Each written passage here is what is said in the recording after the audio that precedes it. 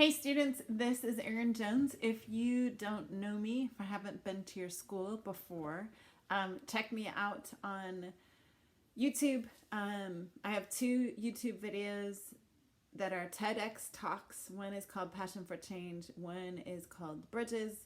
Um, anyway, you'll get a chance to know a little bit of my story, but I'm going to be coming live on Instagram with a few chapters of a book every day.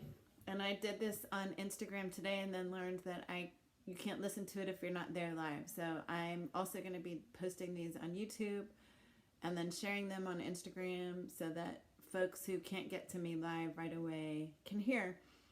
If you're interested, I'm also going live on Facebook with lessons for 8 also lessons for 8 to 13-year-olds from 11:30 to 12 every day, Pacific Standard Time. And then from 12 to 12:30, 12:45, I'll be going live for 13 to 18-year-olds. The middle school, upper elementary, middle school will be focused on becoming the best version of you. I was a middle school teacher for a long time. And then the high school will be about becoming a change agent in an ever-changing world. But I just wanted to liven things up by reading just it's kind of a silly book, but it's a fun book. I love doing read aloud, and so I wanted to share a book with you that I am reading. I used to read aloud to my middle school students all the time, so I decided, since we're all stuck at home, I might as well do this too. So here you go. This is the book. It's called Middle School Master of Disaster. And some of it is pictures, especially towards the beginning of the story, so I'll be trying to show the pictures. The rest of it is kind of a regular book, but up front, it's a little bit hard to see on camera, but I'm going to do the best I can. So, chapter 1, what's the story? Hello, world. What's up, America? We're coming to you live from Washington, D.C. Right here on the National Mall. Reading is a superpower. Drop everything and read. Percy Jackson is my captain. I love limoncello, Wonka bars for everyone, El Defo to the rescue. Now I'll introduce everyone. My favorite under and overachievers, Rafi and Georgia Cachadorian. She says I'm a stupid. Globetrotting treasure hunters, Tommy Storm, Beck and Bick Kid. And then the smartest 12-year-old you'll ever meet, it's the amazing Max Einstein. He's a human kid from a house full of robots. It's Sammy Hayes Rodriguez. Little guy, big brain. It's Isaiah, the world's smallest mouse. America's favorite kid, comic, and the one and only Jamie Grimm. Extra special musical guests, Rihanna, Maroon 5, Bruno Mars, Taylor Swift, plus a couple of extra surprises I'm not even going to tell you about yet. As for me, I'm your host and MC for this thing, Jimmy Patterson. But you can call me Jimmy. So what do you say? Let's kick this show into high gear right now. Did someone turn the lights out? Nah, just time to turn the page. We're back to kind of a regular chapter here. Chapter 2, welcome, welcome. Man, have I got a story for you. Actually, scratch that. I have a whole bunch of stories. But let me catch you up first. You might be wondering who I am and why I'm here. Well, this whole thing started after I recently put together my own book company. People said I'd never pull that off. And when I did, I thought, why not keep going? So when my friend Max Einstein suggested putting on the world's biggest show to get every kid in America excited about books, stories, and reading, I was all about it. So I got together an amazing team of storytellers, including our friend Rafi Cachadorian. I pulled a few strings and booked some awesome musical guests. I filled out about 2 tons of paperwork and got permission to use the National Mall in Washington, D.C. Then we all worked for months to spread the word and bring the whole thing together. And guess what? It's actually happening. By the time I got on stage that day, we had about 10,000 people in the National Mall, not to mention another zillion watching on their TVs, computers, and phones across the country. Standing there in front of all those people and cameras, I felt about as nervous as a goldfish at a shark family reunion. You can see that. But you didn't come here to listen to me talk about this stuff. You came for the show. You came for the stories just like everyone else. So let's get to it. Okay, everyone, I said, and my voice boomed out over the National Mall. You might have heard of our first storyteller from books like Middle School, The Worst Year of My Life, or movies like, well, Middle School, The Worst Year of My Life. Some people might call him a world-class troublemaker, but he's pretty awesome at telling stories too. So make some noise for my friend, the kid, the myth, the legend in his own hometown, Rafi Cacciadorian. Take it away, Rafi.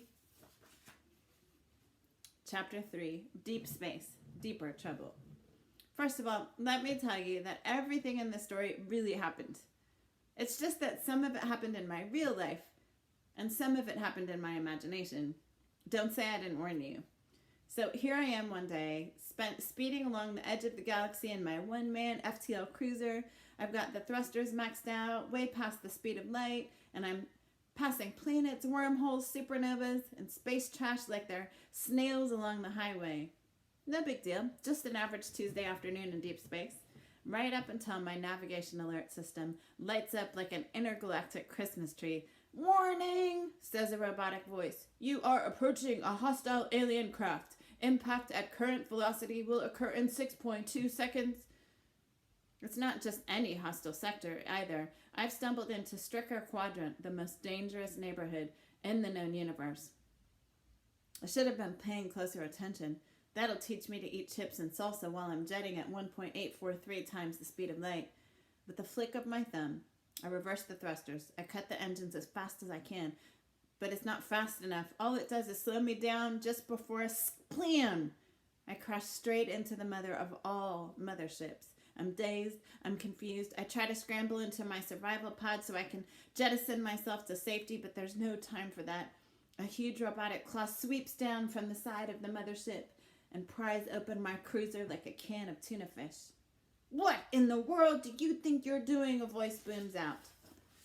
As the claw reaches again and grabs me by the collar of my spacesuit, and that's when I know for sure that I've just flown my last mission.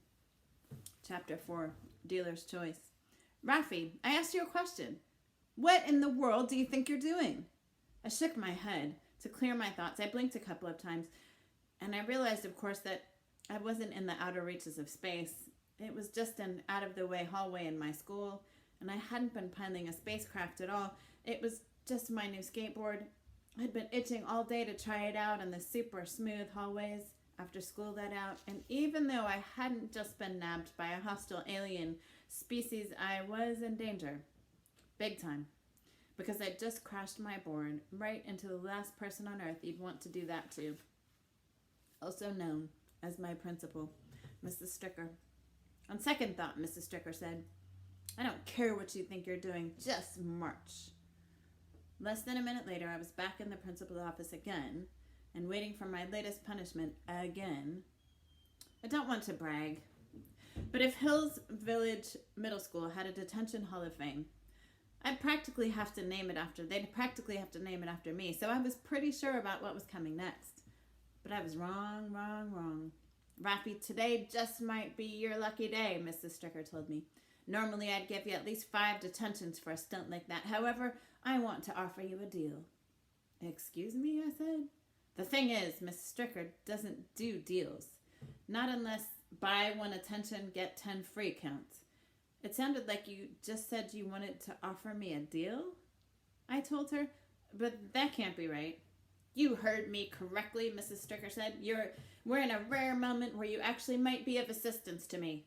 For once in your life. Extraordinary, I know. Here's your choice. You can either report to detention every Tuesday for the next 5 weeks, or I'll take the other thing," I said. Didn't matter what it was. If I got another month's worth of detention, my brain was going to shrivel up and die. Boredom, seriously. "Very well," she said, and got up. "Follow me." "Where are we going?" I asked.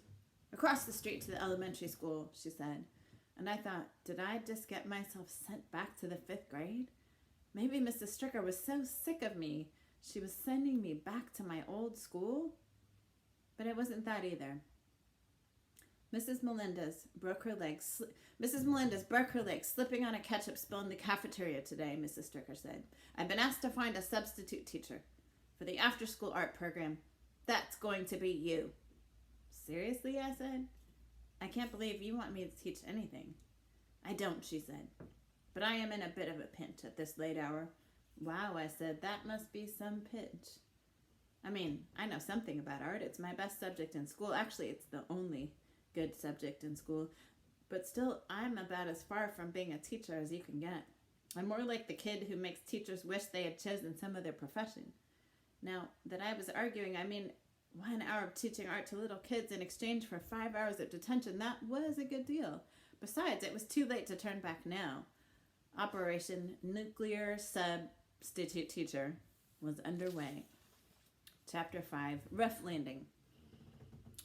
You will stick to the basics, paint, drawing, or clay, Mrs. Stricker said while we walked away, double time, over to the elementary school. You will give the students an assignment they can take home at the end of each hour, and you will behave responsibly, or you will be sent back to detention. Have you got that? Got it, I said. Good, because here we are, she said. We were standing outside a closed classroom door now. On the other side, it sounded like someone was moving furniture and breaking things. And I heard yelling, too. Lots of yelling. What's all that noise, I asked. That, she said to me, is your class. But how? Good luck, she said. I had a feeling the rest of that sentence was something like, because you're going to need it. But Mrs. Stricker didn't stick around long enough for me to find out. So I reached out, opened the art room door, and looks like my very first middle school class, as a matter of fact. It was like getting punched in the face by a tornado made of third graders. Okay, you guys, I called out. Everyone come over, sit down, and listen up. I'll give you 4 guesses for what happened next. A, everyone came over. B, everyone sat down. C, everyone listened up. D, none of the above. If you guessed D, you win. Meanwhile, I hadn't even started and I was already losing. I could just smell those detentions getting closer. So what do I do next? I move on to plan B. Of course. I reach out and push the big red button on the wall, the one marked School Bot 2000 automated system, use only if in emergencies. Then I let the automated system do the rest. A secret panel slides open on the ceiling. 12 metal frisbees with embedded homing devices fly out and hover in the air next to me, waiting for their next command. Fetch, I tell them. And just like that, they move in on their targets, each one attaching itself to the butt of a different kid. System engaged, the system tells me, which means I'm ready for plan B. Phase 2. What's going on? A little kid asks. I can't get this thing off me, another says. Proceed to phase 2, I tell the system. A loud humming noise fills the air as the electric magnets in the art room seats buzz to life. Hey, another kid says as he's pulled across the room by the back of his pants. What's happening? Another asks, just before clunk. The metallized rear end attaches to the magnets in his chair, followed by 11 others. Clump, clank, clomp, bump, zt, bang, whip, slip, blong, fwank, trank. And just like that, I've taken control of my class. Not bad for a first-time substitute, huh? The only problem being, of course, that I wasn't so lucky. But you already knew that, didn't you? In fact, I was still just standing there, wondering how to get 12 little kids to sit down, make some art, and keep me from landing in middle school prison every Tuesday for the next 5 weeks, which meant it was time for the real plan B. So I did what other older brothers have done for all of eternity when they need to get something done. Hey! I yelled in my big brotherist voice. Everyone pipe down and find a seat, or I'm not going to be held responsible for what happens next. That used to work for my little sister Georgia, every time. It doesn't anymore, but it sure got those kids' attention. They all stopped and stared at me like I actually meant what I said. And after that, everything went just great. Well, for about another 20 seconds. Gonna stop there for today. I'll be back tomorrow. Enjoy. Have a good night.